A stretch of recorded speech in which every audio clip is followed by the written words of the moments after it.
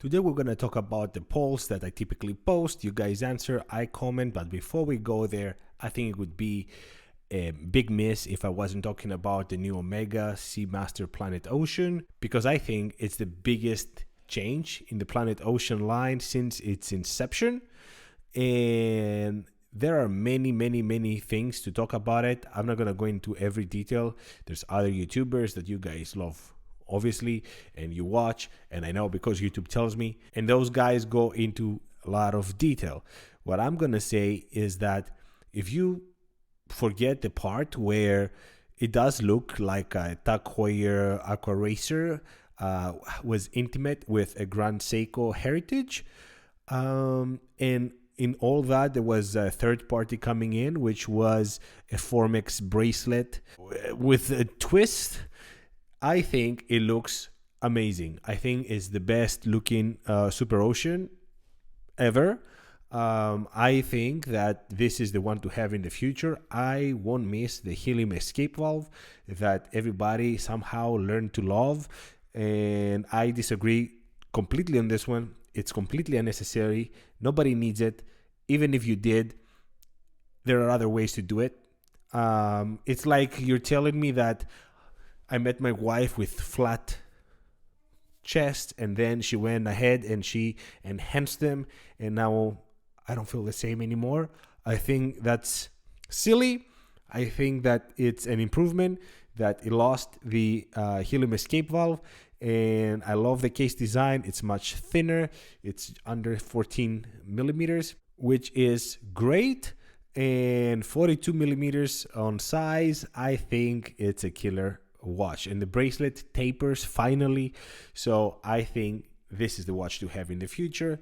And good for Omega, because it's been a while since they did something that really moved my interest so much, and this watch definitely does. Now, without any further ado, let me ask you, if you have seen this face more than twice, please subscribe.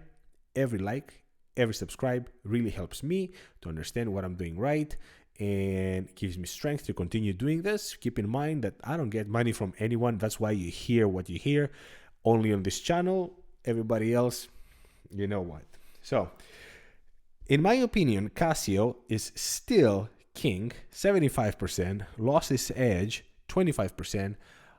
I mean, on a watch channel, I expect Casio to be by far the most loved brand. In my opinion, if you compare it to other watch brands, it's difficult because there are many watch brands right now. I mean, smartwatch brands. I would even put into this one Apple Watch, like that beefy one, that can do most of the things that a Casio can. And on top of that, it can call for emergencies through a satellite. So if I had to have one watch on me, it would be something that really works like a Breitling emergency and a G-Shock in one. So I think it lost a little bit its edge. That doesn't mean it's going anywhere. It doesn't produce amazing watches, and it can make a great comeback. I think it's definitely there. But I don't think that this is really based on facts. It's more based on emotion. That's my opinion. Of course, it's the only tool watch. I keep saying this. For that kind of price, you get something reliable, and you can't beat that. And I think that's what you guys see too. If I had to build a collection only with one kind of movement, it would be mechanical, automatic, 86%, Quartz, 14%. The Quartz team is tiny, but it was very vocal. They kept saying all the benefits about Quartz, and I agree with them in many cases. But you know, I have most of my watches are Quartz in my collection currently, but that doesn't mean I don't agree with the majority of you that automatic and mechanical is the way to go for one watch, because we don't need watches to begin with. So if you do it, you might as do it with all the nostalgia that it can have, regardless of in-house, not in-house, place of production, and all these good things. In my opinion, luxury watches should always be made with At least some human touch, 90%. Efficiency slash machines, 10%. Again here, the 10% was very vocal. They kept saying that all of them have machines. Why? Let's go back to the 1700s and make everything by hand. That's not feasible. Technology moves and it makes also watches accessible. Excellent points. At the same time, the reality is that, like I said in the mechanical part, we don't need these things, so we might as well get them with some human touch. It's sentimental purchase. There's no really good reason why you buy a $20,000 watch or $1,000. Really, like, think about it. My watch hobby is one of my geeky hobbies, 62%, is my main interest, 26%, is part of my fashion interest, 12%. Yeah, I mean, I can see that. I'm surprised that the fashion interest is very low because, as we will see further out in the couple of questions, many of you decided that you also do it based on recognizability, and fashion is part of that, I would assume. But my main interest, 26%. Somebody commented, imagine if your only interest is watches, ha ha ha. It's not my only, but it's my main, honestly. So, yeah, what can I say? I have other geeky hobbies too, though. Like, I like space. I like fossils, rocks, guns, knives. Anyway, when it comes to luxury watches, I believe that recycled materials have a place, 52%, don't have a place, 48%. I think that it depends what you define as recycled.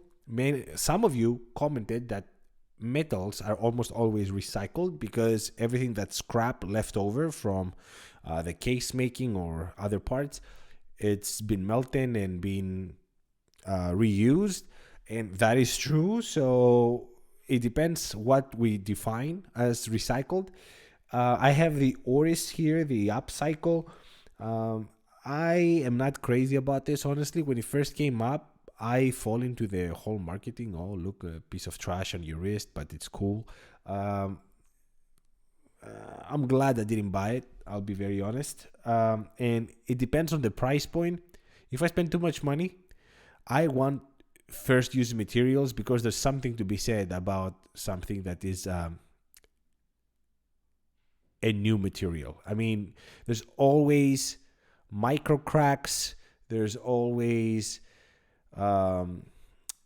stability issues in the micron level. So if you keep recycling, it depends how many times you recycle the material too. So it's not, there's very variables here.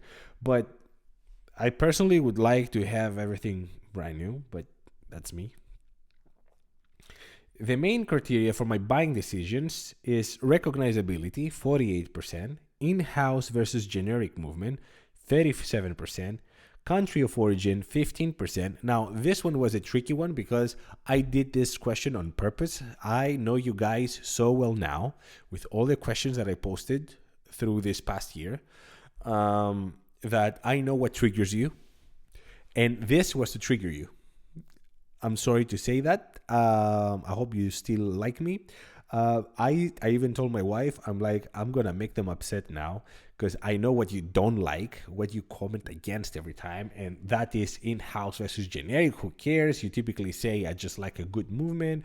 And recognizability, typically, you guys used to be different. Now I see it as a first, which is surprising, but also I feel that it's the most real answer that I've gotten in a while.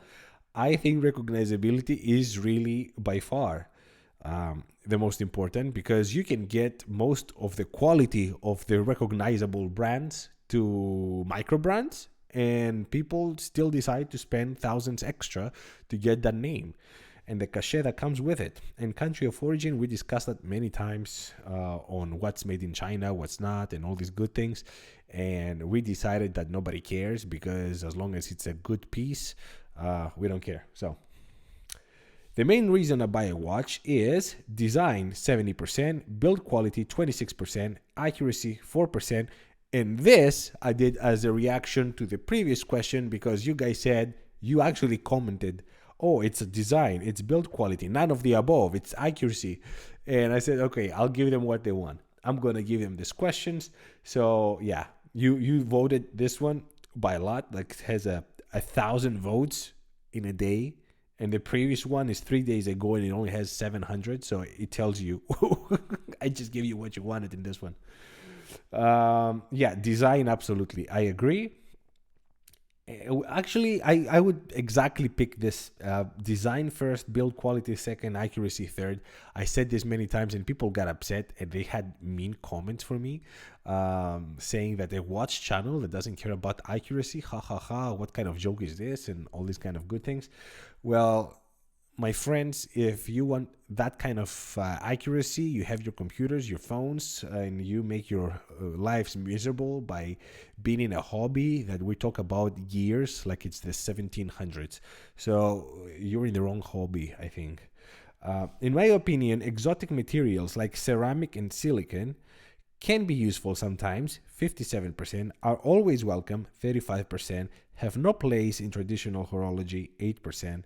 I am with the majority here, 57%. It really depends where you use it. Many of you commented like ceramic on case. It can be great for scratches, but if you drop it, it can shatter. So yeah, always welcome. I would say it's always welcome. Like if it has a silicone hairspring and it's anti-magnetic because of it, yeah. Or like Omega IWC have a bunch of ceramic gears on their movements, and I don't have any issues with it. So, but it depends where you put it. So I say it's always welcome, but it depends at what part of the watch. That's all for today, guys. Let me know what you think about these questions. What do you think about the new Omega Seamaster Planet Ocean? Would you buy? Do you think the previous version is better? The one with the mole, or I mean, the helium escape valve. Thank you so much for watching. Till the next one. Ciao.